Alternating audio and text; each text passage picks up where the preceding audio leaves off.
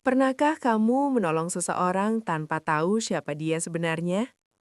Bayangkan sebuah bus tua di jam sibuk, penuh penumpang yang sibuk dengan urusannya sendiri. Di sudut bus, seorang kakek renta berdiri dengan tubuh gemetar, diabaikan, diremehkan, bahkan dipandang sebagai beban. Satu orang menolongnya, dan beberapa jam kemudian, kebenaran terungkap. Identitas asli sang kakek membuat seorang pria angkuh yang merasa paling berkuasa tak mampu berkata apa-apa. Inilah kisah tentang kebaikan kecil, kesombongan besar, dan karma yang datang tanpa peringatan. Halo sahabat, selamat datang kembali di channel Cerita Fafah. Channel yang menghadirkan kisah-kisah kehidupan penuh makna tentang karma, keadilan, dan pelajaran yang seringkali datang dari arah yang tak kita duga. Sebelum kita masuk lebih dalam, yuk kita ramaikan dulu kolom komentarnya, serta jangan lupa untuk klik tombol like, subscribe, dan aktifkan loncengnya agar sahabat Fafa tidak ketinggalan cerita-cerita seru lainnya. Dukungan dari sahabat sangat membantu channel ini untuk terus berkembang dan menyajikan cerita-cerita menarik lainnya. Dan seperti biasa, Fafa mau absen nih. Coba tulis nama sahabat, asal kota, dan ketik kata hadir di kolom komentar bawah. Fafa pengen tahu, sahabat setia Fafa dari kota mana saja? Sudah siap sahabat? Yuk kita langsung masuk ke ceritanya. Pagi itu, bus kota melaju perlahan di tengah hiruk-pikuk jalanan. Suara mesin tua bercampur dengan klakson kendaraan lain yang saling bersahutan. Di dalam bus, udara terasa pengap dan sesak. Penumpang berdiri rapat, sebagian duduk dengan wajah lelah, sebagian lagi sibuk menunduk menatap layar ponsel masing-masing. Jam menunjukkan hampir pukul 8 pagi. Jam paling sibuk bagi para pekerja dan pelajar. Semua orang tampak terburu-buru, seolah dunia akan runtuh jika mereka terlambat 5 menit saja. Aku berdiri di dekat pintu tengah bus. Satu tangan memegang besi penyangga, tangan lain menggenggam tas kecilku. Pandanganku menyapu seisi bus tanpa tujuan, sampai akhirnya mataku tertuju pada seseorang yang baru saja naik dari halte berikutnya. Seorang kakek tua. Langkahnya sangat pelan. Tubuhnya sedikit membungkuk, seolah punggungnya menanggung beban bertahun-tahun. Rambutnya putih seluruhnya, tak tersisa hitam sedikit pun. Kulit wajahnya keriput dengan garis-garis dalam yang menandakan usia dan perjuangan hidup yang panjang. Di tangan kirinya, ia memegang tongkat kayu sederhana. Di tangan kanannya, sebuah tas kain lusuh yang warnanya sudah pudar. Entah dulu berwarna apa. Pakaiannya bersih, tapi sangat sederhana. Kemeja tua yang sudah sering dicuci dan celana kain yang tampak longgar. Begitu bus kembali berjalan, tubuh kakek itu ikut terhuyung. Ia berusaha keras menjaga keseimbangan. Tangannya mencengkram besi pegangan dengan sisa tenaga yang ia punya. Namun, tidak ada yang bergerak. Tidak satu pun penumpang bangkit dari kursinya. Tidak satu pun yang berkata, "Silahkan duduk, Pak."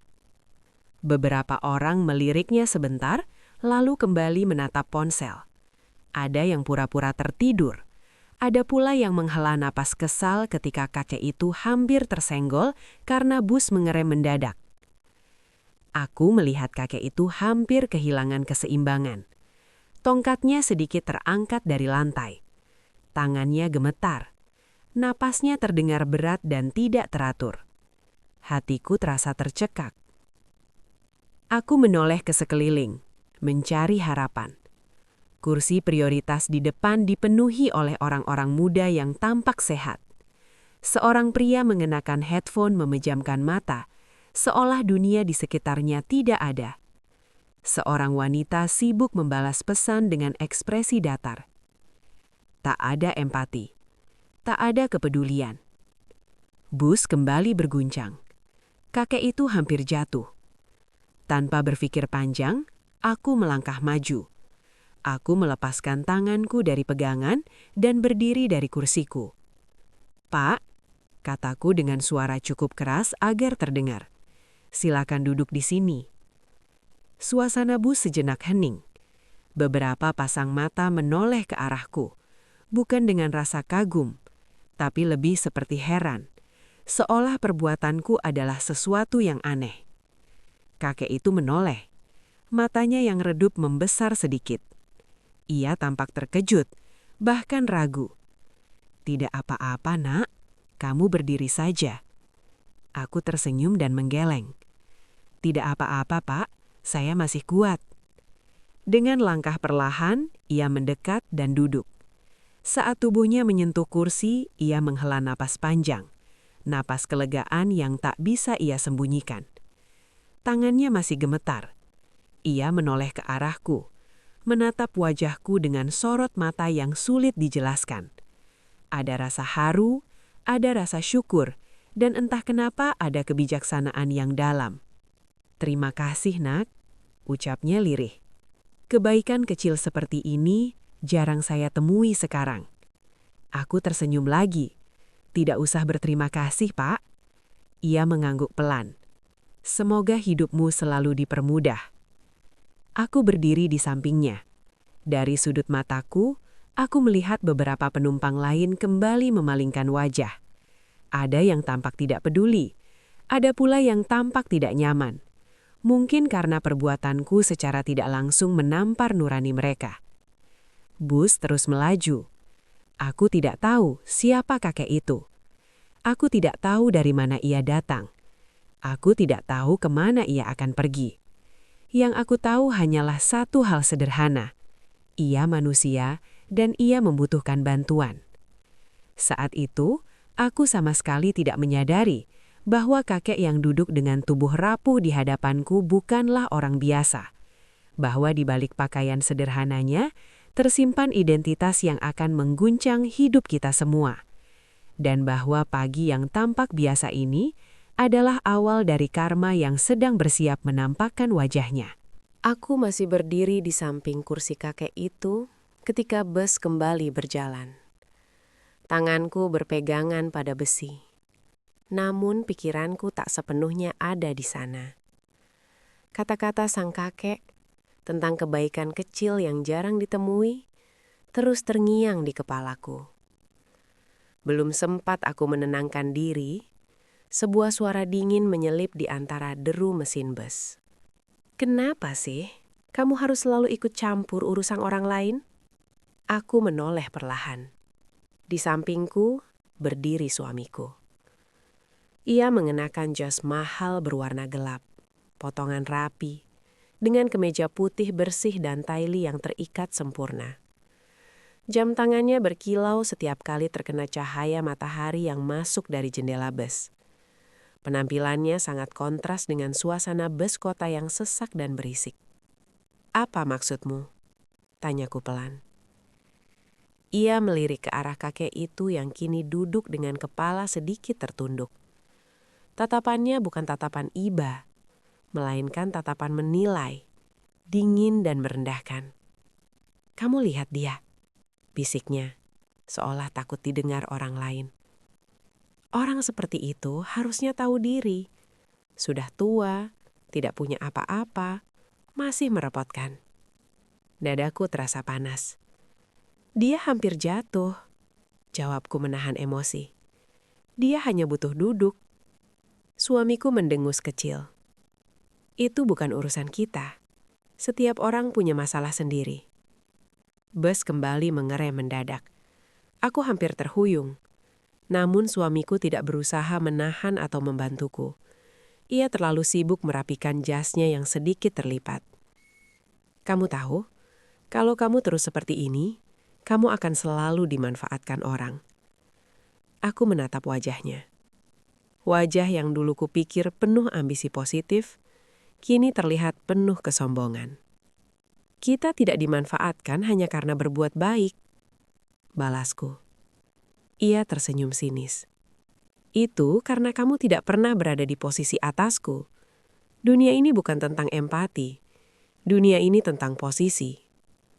Kata-katanya menghantam keras.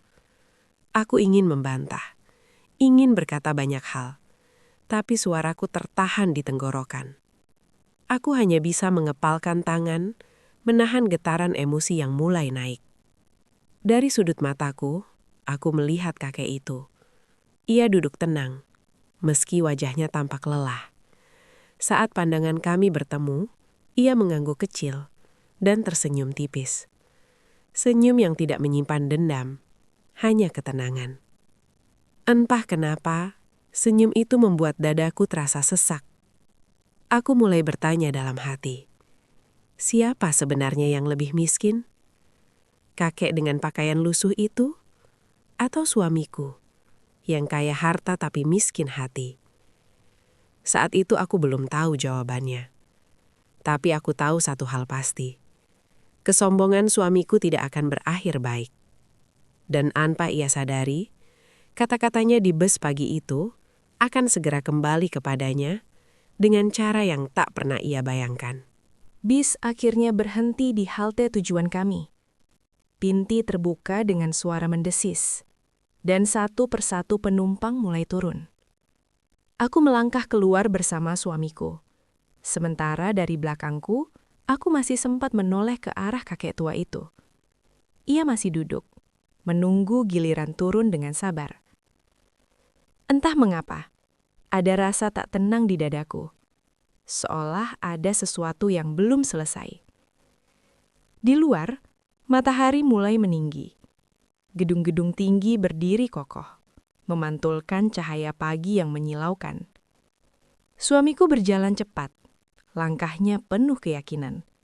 Aku mengikutinya dalam diam. Kita tidak boleh terlambat, katanya singkat.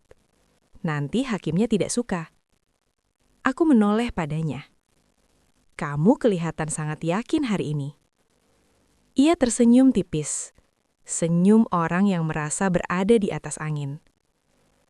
Aku selalu yakin, orang-orang penting ada di pihakku.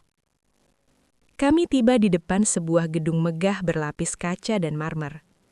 Di depan pintu, beberapa pria berjas dan wanita berbusana formal terlihat berbincang serius. Suasana terasa kaku dan penuh tekanan. Begitu masuk ke dalam, udara dingin dari pendingin ruangan menyambut kami. Langkah kaki kami menggema di lantai marmer. Di dinding terpajang foto-foto tokoh hukum ternama. Orang-orang yang wajahnya sering muncul di berita. Suamiku melirik foto-foto itu dengan bangga. Suatu hari, namaku akan sejajar dengan mereka, katanya. Aku tidak menjawab. Kami duduk di ruang sidang. Kursi-kursi kayu tersusun rapi. Semua orang tampak serius. Ada yang berbisik, ada yang menatap berkas, ada yang mondar-mandir dengan wajah tegang. Beberapa menit kemudian, seorang petugas berdiri dan berkata lantang, "Sidang akan segera dimulai. Mohon semua hadirin berdiri." Ruangan mendadak hening. Pintu samping terbuka perlahan. Seorang pria tua masuk dengan langkah tenang dan mantap. Jantungku berdegup kencang. Itu kakek di bus. Namun kali ini, hampir tak ada jejak kerapuhan. Ia mengenakan jas hitam rapi, kemeja putih bersih dan dati sederhana. Rambut putihnya tersisir rapi. Tatapannya tajam, penuh wibawa. Semua orang berdiri memberi hormat. Aku merasakan tangan suamiku yang tadinya bersedekap, kini perlahan jatuh ke sisi tubuhnya. Nafasnya tertahan. Petugas kembali bersuara. Sidang dipimpin oleh Profesor Dr. Surya Wijaya, pakar hukum nasional dan penasihat mahkamah. Kata-kata itu seperti palu yang menghantam ruang sidang. Aku menoleh ke arah suamiku. Wajahnya pucat. Matanya membesar. Rahangnya mengeras. Ia menelan ludah. "Tidak mungkin," gumamnya pelan. Profesor Surya duduk di kursi hakim. Gerakannya tenang, seolah ia telah terbiasa dengan sorotan dan tekanan. Ia membuka berkas, menatap ruangan dengan pandangan menyeluruh, lalu matanya berhenti sejenak ke arahku. Ia tersenyum kecil. Hanya sesaat, namun senyum itu cukup membuatku yakin. Ia mengenaliku. Sidang dimulai. Profesor Surya mendengarkan setiap pernyataan dengan penuh perhatian. Tidak ada ekspresi berlebihan. Tidak ada emosi yang meluap. Hanya ketenangan yang membuat siapapun merasa kecil di hadapannya. Suamiku berusaha bersikap biasa. Ia merapikan jasnya, menegakkan punggung, mencoba kembali pada kepercayaan dirinya.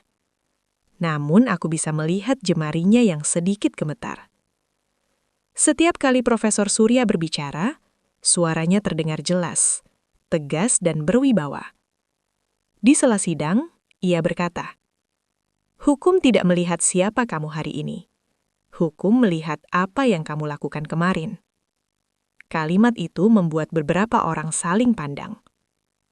Aku menatap suamiku. Kata-kata itu terasa seperti ditujukan langsung padanya. Dalam hati, aku teringat kembali pagi di bus. Cara suamiku memandang kakek itu. Kata-kata kasarnya, kesombongannya. Kini posisi mereka terbalik sepenuhnya. Saat sidang diskor sementara, suamiku duduk terdiam. Tidak ada lagi senyum meremehkan. Tidak ada lagi sikap percaya diri berlebihan. Aku tahu, pada saat itu, ia mulai menyadari sesuatu yang sangat penting. Bahwa dunia bisa berputar lebih cepat dari yang ia kira. Dan bahwa seseorang yang ia anggap tidak berarti, ternyata adalah orang yang memegang kendali atas nasibnya. Pertemuan itu bukan kebetulan. Itu adalah peringatan. Dan babak paling menentukan dari kisah ini baru saja dimulai. Sidang kembali dilanjutkan setelah jeda singkat. Suasana di ruang sidang berubah drastis. Jika sebelumnya dipenuhi bisik-bisik dan kegelisahan, kini udara terasa berat, seolah setiap orang menahan napas. Profesor Surya duduk tegak di kursinya. Tangannya membuka berkas tebal di hadapannya dengan gerakan tenang. Seakan semua yang akan terjadi sudah ia perhitungkan sejak lama. "Sidang kita lanjutkan," ucapnya dengan suara datar namun tegas. Suaranya tidak keras, tetapi seluruh ruangan langsung terdiam. Ada wibawa yang sulit dijelaskan. Bukan karena jabatan, melainkan karena integritas. Suamiku berdiri saat gilirannya berbicara. Ia menarik napas dalam, berusaha mengumpulkan kembali kepercayaan diri yang sejak tadi runtuh perlahan. "Yang mulia," katanya, mencoba terdengar yakin. "Perusahaan kami telah beroperasi sesuai prosedur." Ia mulai menjelaskan panjang lebar. Kalimat-kalimat hukum yang rumit meluncur dari mulutnya. Beberapa orang mengangguk, beberapa lainnya mencatat. Namun Profesor Surya hanya mendengarkan. Diam. Tenang. Matanya menatap lurus ke arah suamiku. Tanpa emosi. Ketika suamiku selesai, Profesor Surya menutup berkas di hadapannya perlahan. "Kamu yakin?" tanyanya singkat. Satu pertanyaan sederhana itu membuat suamiku terdiam sejenak. Profesor Surya kemudian membuka layar di hadapannya. Dokumen demi dokumen ditampilkan. Data, tanggal, tanda tangan. "Saya akan membacakan fakta," katanya. Bukan opini.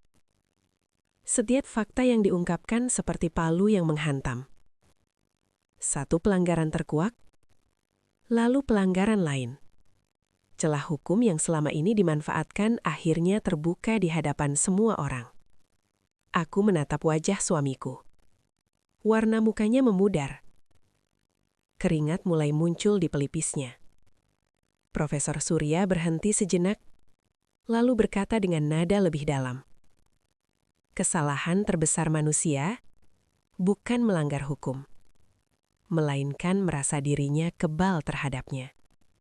Ruangan hening. Tak satu pun berani bersuara. Aku merasakan getaran kecil di tanganku. Bukan karena takut, tapi karena emosi yang sulit dijelaskan. Ada keadilan yang sedang bekerja. Profesor Surya kemudian menoleh ke arah para hadirin. Hukum bukan alat balas dendam, ucapnya. Hukum adalah pengingat bahwa semua manusia setara di hadapan kebenaran. Suamiku mencoba menyelah. Yang mulia, izinkan saya. Profesor Surya mengangkat tangannya. Cukup. Satu kata itu saja sudah cukup membuat suamiku terdiam. Dan kembali duduk. Aku teringat pagi tadi. Cara suamiku berkata bahwa dunia ini tentang posisi. Tentang siapa di atas dan siapa di bawah. Kini ia berada di posisi terendah. Bukan karena dihina, tetapi karena dihadapkan pada kenyataan. Keputusan pun dibacakan. Dengan suara jelas dan tegas, Profesor Surya menyatakan bahwa perusahaan suamiku terbukti bersalah. Sanksi dijatuhkan. Konsekuensi hukum tak bisa dihindari. Beberapa orang menarik napas panjang. Ada yang menunduk, ada yang mengangguk pelan. Sidang dinyatakan selesai. Saat semua orang mulai berdiri, Profesor Surya memandang ke arahku. Tatapan itu lembut. Jauh berbeda dari wibawa dingin yang ia tunjukkan selama sidang. Ia menghampiriku setelah turun dari kursinya. Kamu? Katanya pelan. Cukup untuk kudengar. Kebaikan tidak pernah sia-sia. Kadang ia hanya menunggu waktu untuk menunjukkan maknanya. Aku menunduk hormat. Terima kasih, Pak. Ia mengangguk. Lalu melirik ke arah suamiku yang masih tertunduk. Ilmu hukum bisa dipelajari. Tapi hati nurani, itu pilihan. Kata-kata itu menggantung di udara. Berat dan dalam. Profesor Surya kemudian melangkah pergi, meninggalkan ruangan dengan langkah yang sama tenangnya, seperti saat ia masuk. Aku menoleh ke arah suamiku. Ia tidak berkata apa-apa. Kesombongan yang selama ini ia banggakan, runtuh di hadapan satu kebenaran sederhana. Dan untuk pertama kalinya sejak aku mengenalnya, ia tidak punya jawaban. Sidang sudah usai. Suasana di luar gedung begitu berbeda dari saat kami masuk tadi. Orang-orang berjalan cepat. Beberapa tampak terburu-buru kembali ke aktivitas masing-masing. Namun, di tangga gedung, aku melihat suamiku duduk sendiri. Tubuhnya sedikit membungkuk. Jas mahalnya masih melekat, tapi aura kepercayaan diri yang dulu selalu ia bawa, kini sirna. Aku berjalan pelan mendekatinya. Napasnya terdengar berat. Sesekali menghela dengan suara yang hampir tak terdengar. Tangan-tangannya menggenggam lututnya erat-erat, seolah mencoba menahan sesuatu. Mungkin rasa malu, mungkin penyesalan. Aku salah, ucapnya akhirnya, suaranya serak. Aku berhenti di sampingnya, menatap wajarnya. Matanya merah, bibirnya gemetar. Aku terlalu sombong, terlalu percaya bahwa uang dan jabatan bisa menentukan segalanya. Aku terdiam. Kata-kata itu terdengar begitu berat, tetapi ada kejujuran di dalamnya yang tak pernah aku dengar sebelumnya. Ia tidak menyalahkan orang lain, tidak ada pembelaan diri, hanya pengakuan yang murni. Ia menunduk, menatap tangannya sendiri, seolah baru saja menyadari seberapa besar kesalahannya. Aku bahkan meremehkan orang tua itu di bus. Aku mengejek dan membentaknya dalam pikiranku sendiri, katanya lirih. Dan sekarang, aku sadar, orang yang kubenci karena kesombonganku ternyata lebih kuat dari diriku. Aku merasakan getaran emosi yang aneh, campuran lega dan haru. Selama ini kesombongannya membuatku muak, tapi sekarang aku melihat manusia yang sama, namun rapuh dan nyata di hadapan keadilan. Kamu belajar sesuatu hari ini? Tanyaku pelan. Ia menatapku lama. Ya, aku belajar sesuatu yang tidak pernah bisa kubeli dengan uang atau capai dengan kekuasaan. Hanya hati nurani yang bisa mengajarkannya. Kami duduk di tangga, menatap orang-orang berlalu. Suasana pagi mulai hangat, cahaya matahari menembus celah gedung. Angin sepoi-sepoi menerpa wajah kami. Tapi udara ini tidak menenangkan perasaan suamiku. Ia masih tenggelam dalam refleksi diri. Aku ingin berubah. Katanya suaranya lebih mantap. Namun ada getaran yang menunjukkan keseriusan. Aku ingin menghargai manusia apa adanya, bukan menilai dari kekayaan atau jabatan. Aku ingin menjadi suami dan manusia yang lebih baik. Aku menunduk, tersenyum kecil. Ada rasa lega yang luar biasa. Kesombongan yang selama ini menghantuinya, akhirnya runtuh di hadapan kebenaran. Dan untuk pertama kalinya, ia tampak manusiawi. Aku mengingat kembali kakek di bus tadi. Bagaimana ia duduk dengan tenang, meski diremehkan, tanpa kemarahan, tapi dengan kehangatan di matanya. Bagaimana ia mampu menegakkan keadilan, bukan dengan kekuatan fisik, tapi dengan integritas dan kebijaksanaan. Aku menyadari bahwa itulah pelajaran terbesar yang kami dapat hari ini. Nilai manusia tidak ditentukan oleh penampilan, kekayaan, atau kesombongan, tapi oleh hati dan tindakan. Suamiku menghela napas panjang, menatap ke depan. Besok, aku akan mulai memperbaiki semuanya. Tidak hanya di pekerjaan, tapi juga dalam kehidupan kita.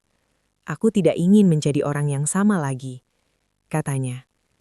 Aku merasakan haru yang menyesak. Ini bukan sekedar penyesalan, ini adalah transformasi. Dari orang yang sombong dan merendahkan, kini ia mulai membuka hatinya. Beberapa menit kami duduk diam, hanya mendengar suara langkah orang di tangga gedung. Rasanya seperti dunia memberi ruang untuk refleksi.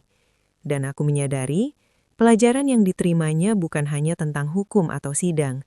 Ini tentang kebaikan, karma, dan empati, yang akhirnya mampu menembus kesombongan paling tinggi sekalipun. Saat aku menyentuh tangannya lembut, suamiku menatapku. Ada kejujuran di mata itu, sebuah tekad untuk berubah. Aku tersenyum, karena hari ini bukan hanya tentang kekalahan atau hukuman. Ini adalah awal dari kehidupan baru.